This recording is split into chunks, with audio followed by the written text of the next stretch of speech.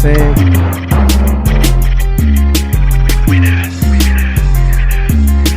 When I got put in the chair, ultimately the where I ended up was my grandmother's house. And mind you, this was all transition for not only myself but all of us, you know. And you know, I had this I was going through grieving. I had anger. There was a lot of things that were changing, that had changed in my life for the, you know, it impacted me in a way that I was like, yo, this is not real. And I remember having a girlfriend at that time, and you know, Shorty used to stay with me, but my grandmother had this conflict with her, and that turned into some internal, you know, turmoil, which ultimately, like I'm telling you, I was home probably for like a month. And they got into it, and obviously she's with me in the house, so I'm not gonna let him, you know, mind you, my grandmother, she was real quick with the hands, ready to hit somebody or throw something. Yeah, I grew up in a very toxic environment. When I tell you, I grew up in a very toxic environment. Looking back, right, I thought that was normal for me, but looking back, it was very toxic. And I remember intervening with the situation, and literally I got thrown out. And I got thrown out, not only just like thrown out, like you and your girl get out, but all my stuff was put on the porch. And I remember I have to leave everything on the porch, and me just kind of literally just, you know, go find somewhere to stay. And so that's just giving you a glimpse of just, you know, things didn't change because I got put in a wheelchair. Right. Right. The behavior and the customs that I was around didn't change. And nobody said, well, where is my man gonna go if he, you know, is in the chair? He has health problems now. Like that wasn't considered. It was a lot of emotion, toxic behavior, and that ultimately. And I mind you, I'm 17, literally 17. I'm in a wheelchair, and now I have to go find where to stay. That was still in Connecticut. Right. Ultimately, you know, I was able to stay in certain people's houses. My grandmother picked up and left and ended up coming to Massachusetts. And the way she found Massachusetts is that my sister was out here to begin with. And that's how everybody else started following. When I ultimately decided, I stood in Connecticut for like 2 years because I had this mindset, I'm not going to run because I got put in a chair, right? That egotistical, that like, you know, if anything, I got more immersed into the street life. I'm not going to lie. That's when it was one of the most darkest time in my life, which is really the first 2 years of me being in the chair because I had something to prove. I was upset. I was angry. I was really dark. I was in a really dark place. And I was just ready for whatever. Family picked up and left. Grandma went to Massachusetts. I started getting sick after a certain amount of time because at this point, mind you, behaviors are still the same. But what changed, guys? Like it's not the same, right? But it didn't register because I still had to do what? I had to clean myself. I had to make sure that when I self-catheterized myself, I was doing the proper, procedures, right? The bacteria, all these other stuff that you would have to take into consideration when you are as a paraplegic or any health issues. It's like, bro, you got to have 4 walls. You got to be stable. You got to be in an environment where you can actually, you know, shower and do certain things. And so I started getting really sick. And I mind you, I always talk about how you start realizing who your friends are. When you're in times of needs or your life changes. And so these individuals that were at one point in my life, you know, people started peeling off. And I found myself in Connecticut, just kind of like, oh, okay, like we gotta make a change. Ultimately, I ended up following my grandmother, and that was probably 2 years after. Mind you, you know, when I got here, you know, same behavior, same. She was great to see me. It was all love. I say probably 6 months into it, you know, again, I had another girlfriend, different girlfriend at this point, and conflict started again, and same patterns, right? The same patterns, same behaviors, and ultimately, I got thrown out. And second time, yeah, this was a pattern. I was always getting thrown out the house, even when I was a kid. Yeah, this was a pattern. So, when she decided to go to New York. From Massachusetts, you know, she did tell me like, yo, come to New York. But at that point, I already, you know, when you just know, like this is bad, but this is going to be just as worse if I end up leaving. Like, Yeah. I'm not gonna go to New York and they get thrown out in New York and being homeless in the city, in the streets of New York, right? Like, that's just, I looked at it like, nah, I'm not, I can't do that to myself any longer. I have to take a stand. And that's where I really, for the following 2 to 3 years, I was literally going from house to house, like, and mind you, the way that, I've ended up sleeping in the pit shelter, which is, if anybody that knows, in the Worcester area, that's like the bottom of the bottom. Like, yeah, I remember staying there a couple, when I did stay there nights, I would have to sleep with one eye open and one eye closed, because it was definitely, very bottom of the barrel type of characteristics in there. And when I mean drug abuse of all kinds, and just, people stealing from each other in this open room where you just have a cot and you're sitting in there, and it's just like, God, like, what is this, right? Mind you, I've always been prideful. I've always been able to, hold my own. But at this point, I'm a paraplegic. I hit the bottom of the bottom. I'm in a different state, guys. Like, that was the killer, right? Because back home, at least I knew how to move. I knew certain people, and now I had to really pivot. And so, what helped me is that even through the midst of all this craziness, I said, Jorge, like, we got to do something different, right? And this is why I always explain to everybody, because I want y'all to get the principles out of this. It's not just me being homeless, right? Like, that was a misfortune. That Well, I think something that's interesting that you both have talked about is compromising and shortcuts. So I think the bigger, at least for me, the bigger take from that is there from the taking, is there for the taking if you don't compromise or take shortcuts. Mm. And so, you know what I'm saying? Whatever Hmm. it is for you, because there are a lot of it's out there for people, right? So you get to define whatever it is for you. That's not one thing or the other. Whatever's important to you, whatever you're trying to achieve, like, that's your it. That's your thing that you're chasing. But I think the bigger, for at least for me, the bigger thing is to spotlight is that compromise and taking shortcuts, and why you take shortcuts. Mm. And what do some of those shortcuts and compromising look like? Because there may be people out here trying to take a shortcut and they don't even realize they're doing it. So they're shooting themselves in the foot, and they're wondering why they're not achieving the things that they want, but they don't realize how they are actually harming their own journey. So that's Mm. what sticks out to me about what you shared, and I'll give you an example, without getting into too much detail. But I have an individual that I'm going to say work closely with, and they have a contract in place, and they are refusing to fulfill their end of the contract. Okay. Now, it's very simple. Some people try to make contracts tricky or whatever. This is just very simple. You're not allowed to smoke within a certain distance. You're not allowed to have certain types of guests in your work or living space. You are not allowed to have pets in your work or living space. Those very simple things. We're not even talking about anything complicated, right?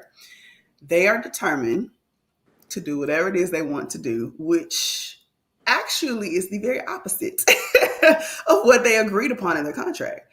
Well, now they're in a very unfortunate situation where they're about to lose their contract and be in a very, let's just say, a very compromising on the back end, right? Like, they're not getting the results they want. They're actually Hmm.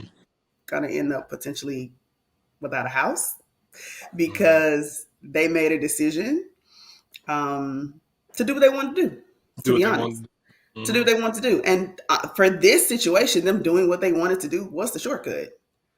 It was the shortcut. They had What's clear guidelines in place. And this could go for anything, right? Big or Mhm. small. Sometimes we can have clear guidelines in place and then make a decision to do the exact opposite because we think our way is better, or we just want to do what we want to do, right? Mhm. Or we just have no regard for any type of structure, which that's another way we end up compromising. But having no regard for structure, and now it's unfortunately it's going to end badly for them. I hate to say that, but Yeah, I've Agree been with there. that. At one point, I had 11 chairs in my barbershop.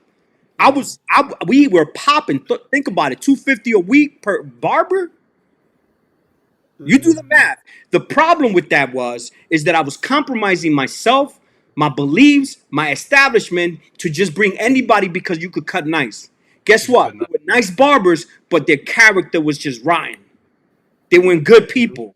And so my establishment turned into a hangout. It turned into who was really winning? Because I had the nicest barber in the city.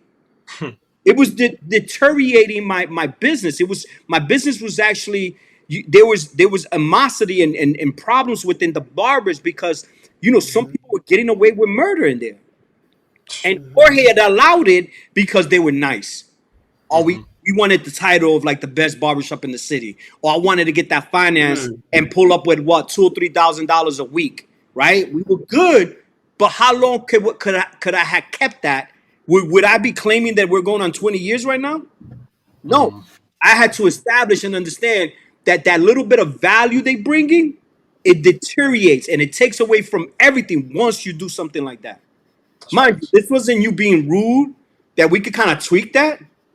Mhm. You literally stole from a client when you understood that the price is the price, and it goes vice versa. There's some barbers or some stylists that they don't know how to charge, and so they'll let a client go, we're paying less. No, Hmm. but that's the same energy. There's a standard in our establishment. There's a ticket price for that service. You don't charge less. You don't charge more, unless we as a company decide that okay, 2024 we're gonna bring our prices up. And guess Hmm. what? Even with that, you got to give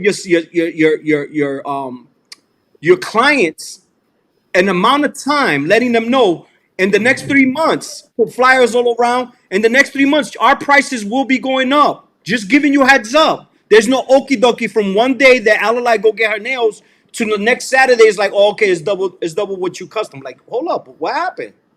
No, Mhm. you have to do business accordingly, and you have to protect, with that character that I'm always talking about when it comes to business. I've been in business for over 20 years, not because I'm that deep, that sweet, but I realized when not to take shortcuts because when I do take shortcuts and I compromise within my own business, it would take a hit, and that was a perfect example of me. That's him taking a compromising and taking a shortcut because she probably was nice with the nails. Because if she, let's be Hmm. honest, if she wasn't nice with the nails, she probably would not get that second, third chance. And that's why I was. Spoken, there's therapy, there's coaching, there's consulting, there's assessments, there's Mhm. so many things. We're in 2023, but none of that works if you are just accustomed to just want to talk about where you at and don't want to apply the information that people are literally are trying to give you. So when I work with people and all they and you give them solution, but they're like, oh, but there's always a but and an excuse why they're not doing it. I would respect you. You will respect yourself a lot more if you just say, like Adelaide said, you know what? I'm just not ready to make that sacrifice. And until I do get to that point, if I do get to that point of making that sacrifice, I'm not even going to talk about it anymore because what are we doing, right? And I think that right there is more damaging, that you could sit there and talk about something because what you're doing, and I want to keep it 100 with you, the people that are rocking with you, little by little, they're gonna stop listening and they're gonna stop trying to Mhm. give you advice and they're gonna stop trying to entertain you, and eventually you're gonna find yourself isolated, and that's gonna turn into Yep. something very serious because now not only you're dealing with the problem that you actually have been talking about it, but you're creating other layers on top of that because now nobody really wants to Mhm. entertain you. So now you got people. If there's people around you, they're tolerating you, and I want you to be very careful with that because if you're like me, I could count the people I could count on in one hand to begin with. So when I do think about those individuals, I value them. I value their commitment to me. I value their advice. I value, right. So be careful what you're doing because you think you have a shoulder to cry on, but yo, we're in a season that nobody really has time not to help you Mhm. because if they love you, they're gonna rock with you. And there's people out there that if you're willing to invest into yourself financially, like you could get that. But even those individuals that are willing to work with you because you're investing to them, investing into yourself financially, is gonna get to a point. It's like, oh, okay, you just I don't care for your money because at this point you're not even being part of the solution. And for someone to work with you, they're looking for what? Results as well. Their job is to make sure that you move the needle. So I'm saying all this to say is that, listen, it's a lot deeper than you sitting there and complaining about something that you're not willing to walk through, and that's all right. If you're not ready, you're not ready. You gotta have you gotta have that conversation with yourself. Look in the mirror, but Yeah. stop that energy. Stop being looking for attention and pity in areas where people are gonna stop rocking with you, man. Because I think that right there is something that I have a problem with. And as soon as you said it, I had two people that came to mind. Like, I promise you. And let's help those brothers and sisters that are in position right now that just don't either know how to get that started, identify it, or even just keep hitting the tree in the wrong place. And it's like it's not giving them the results, and they just don't know how to make a decision that needs to pivot them out of that pattern, that cycle that they continue to be in. You know, it's crazy. Like when you were talking earlier, I thought about this question, and in all actuality, what it is this: you can be making money at something, you can make millions of dollars, you can be the coldest in the world at something, but that doesn't mean it's your purpose. You know what I'm saying? If you don't feel yes, you can be making money, you can be killing the game, the best at this thing. You feel what I'm saying? But if it's not your purpose, you're not going to be fulfilled. You know what I'm saying? You're going to be looking for other things. So for me, I love basketball. Don't get me wrong. I loved the vehicle it was. It got me to college. It made me some money. It helped me start my business. But when I look back, bro, I didn't love it. Was I in the gym? Was I working 18-hour days playing basketball? No. Was I up all night playing basketball? No. Was I taking care? You know what I'm saying? I wasn't doing these things. So what I understood was, okay, this was my vehicle. I rock with it, but it's not my purpose. You know what I'm saying? All these things didn't work out exactly how I wanted it because it wasn't my purpose. But this over here, even though I got to work at it a bit more, it's my purpose, so it's working out. You know what I'm saying? So I just wanted to reiterate that, like, just because, again, you're cold at it, just because, and I think we was reading, was it Simon Sinek or Good to Great, one of those other, or the Level 5 leader, one of the others. Level 5. But it talked about that too. It's like, again, you have to move off of your purpose. What purpose did God give you? Yeah. Not what are you good at? Not what can you make money at? What is your purpose? And when you find that purpose, all that anxiety that you have and all the foolishness that's going on in your head, it pretty much goes away because you understand the path now. That's good. Okay. Yeah, that's good. But when you literally sit there and just want to point fingers, I think that's just that within itself, it speaks so much volume of the individual. And those are the folks that are gonna always sit on the sidelines and be cheerleaders or even opinionated on what they believe is fair or foul. But like, look in the mirror, and I'll be honest with you. There's a lot of that. There's a lot of that goes on in today's society more than what we would like to kind of really talk about, because Exactly. we don't have we're in an era right now that people just don't want to take accountability, and that's a problem for me. Like, laziness is one thing, I lie. Like, I started the But I conversation. think they go hand in hand. I think No, they go hand in hand. it does. But Alalai, Yeah. you'll never hear me blame anybody else for my lack of not doing what I need to do. You've been No, around you're me. right. You've been around me a couple. We going on, and I'll be the first. I'm like, I know. my bad. That's me. Yeah. That's me. I own that.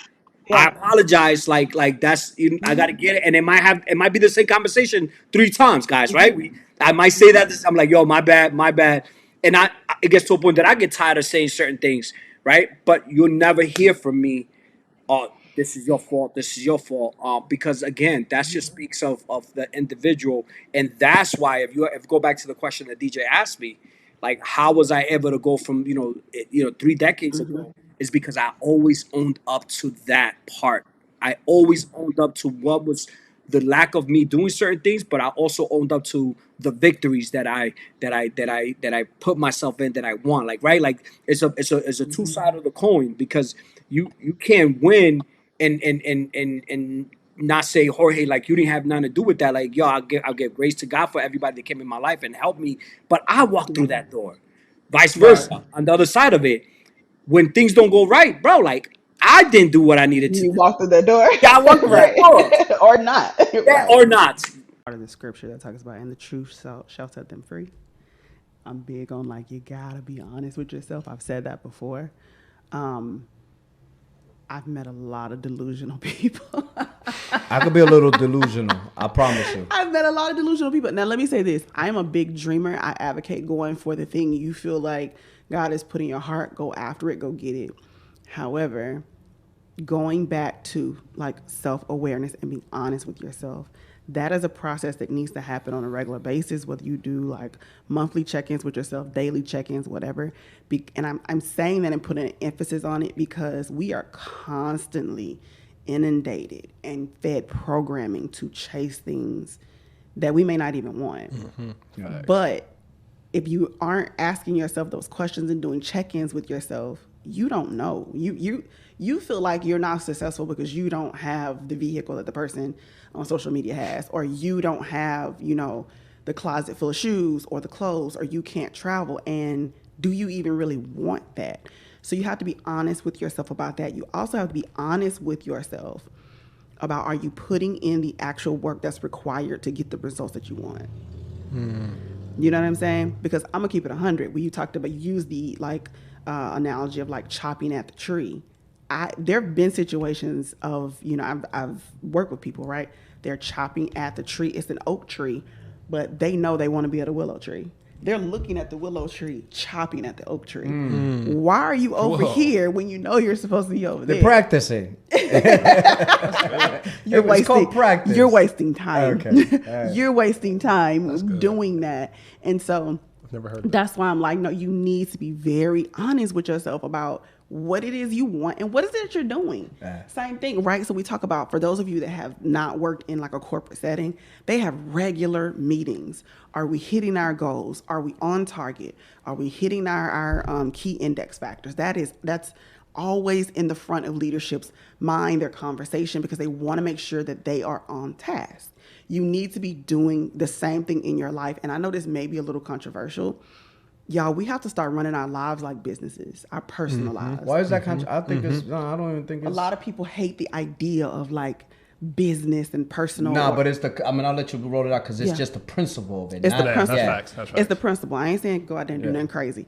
But the way that businesses structure their meetings, their finances, how they onboard people into their lives because they want to make sure. Come on. We still go back to decisions though, right? But you have to have that clarity and be honest with yourself in order for you to make the decision to say, this person needs to be a part of my life. This person I need to marry. This task I need to go after, or that actually doesn't align with anything I want, or that's not going to get me to my goal. I need to go sit down somewhere. You know what I'm saying? Or I need to take a step back. So being honest with yourself is huge, and truly knowing and assessing what are the goals, and are you actually doing something that's going to get you to your goal? Because we've talked about that as well. It's possible to be busy and not doing anything that's related to reaching the actual goal that you said you wanted. So now I got to go, do you really want that goal? And if you don't, it's okay. I'm not shaming anyone if you realize, oh no, I don't actually want that. The purpose is to hurry up and get to that revelation so you aren't wasting time and investing your time in something you don't really want. That's facts. That's pure facts. Hey. But Jorge, talk to us. Give us the same question and you close us out. Yeah. We're asking you the same question. Talk to us. I think there's no need to even piggyback. I think it was said. It was clear. Like I love the analogy that Alalai touched on. Like you're looking at an oak tree, but you hear, you know what I'm saying? You're hearing something else, right? Yeah. So like that speaks volumes because, man, stop getting distracted. Stop kill the noise. Yeah. We're in such a space that my wife and I was talking about, like, yo, how addicted personalities, man. And when I say addicted personality, I'm not talking about just so you're out here doing drugs at a high level. Yeah. I'm talking about you going through a social media and tricking off 20, 30, 40, some of you an hour or two on social media. Yeah. And in the back of your head, you got a list of things to do. But then you just spend your whole morning, now you rushing to get to what you need to do. So now it doesn't come out the way you want it. Yeah. And then you mad at the world, but reality, you mad at yourself. Yeah. Like that's just real. Like let's not make this deeper than what it is. And it's that those are simple ways of me showing you your decisions. Like that's it. That's why you're not winning. And mind you, I've been on that side of things. And mind you, I gotta check myself all the time. Yo, why DJ's got social media? Why you on social media? Like, so I make sure that this season, it's just no need for us to be doing stuff that doesn't align with what God has for you. And so you gotta win your space.